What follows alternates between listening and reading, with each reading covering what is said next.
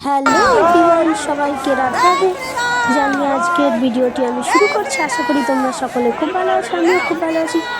তো আমরা দেখো চলে গেছিলাম রাম মন্দিরে। এটা কিন্তু এখনকার ভিডিও নয়, এটা হচ্ছে মহাকুম্ভের সময়কার ভিডিও। তো মহাকুম্ভে যাওয়ার সৌভাগ্য আমাদের হয়ে উঠেছিল না, তার জন্য মহাকুম্ভের যেই দিন মহাস্নান ছিল সেদিনই আমরা চলে গেছিলাম অযোধ্যার রাম মন্দিরে স্নানের উদ্দেশ্যে। কিন্তু এখানে আমরা গিয়ে দেখতে পেলাম যে মহাকুম্ভের থেকে অনেক ভক্ত ওইখান থেকে সোজা রাম মন্দিরে এসছে দর্শন করতে রামের।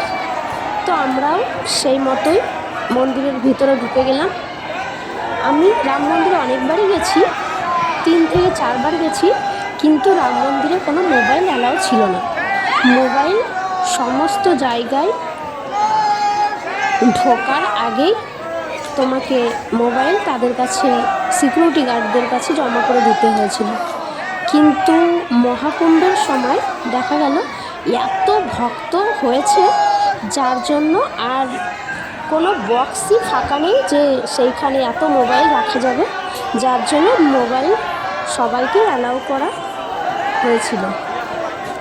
তো সেই মতো আমিও মোবাইল নিয়ে গেছিলাম, তো আমিও ভিডিওটি ক্যাপচার করেছি, যার জন্য তোমাদের সঙ্গে এখন শেয়ার করতে পারছি।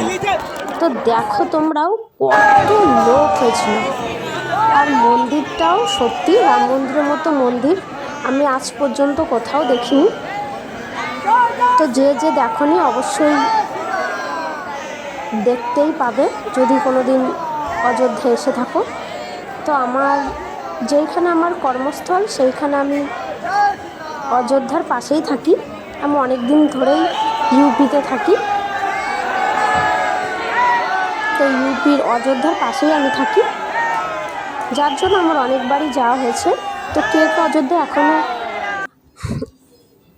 আসতে পারোনি অবশ্যই আসার চেষ্টা করো, আর অযোধ্যার রাম মন্দির দর্শন করো। দেখো এটা অযোধ্যার ভেতরের ভিউটা কতটা সুন্দর, আর এত ভক্ত হয়েছে সত্যি। আমি 3-4 বার গেছি কিন্তু এত ভক্ত দেখিনি। তো সবাইকেই বলবো সবাই এসো।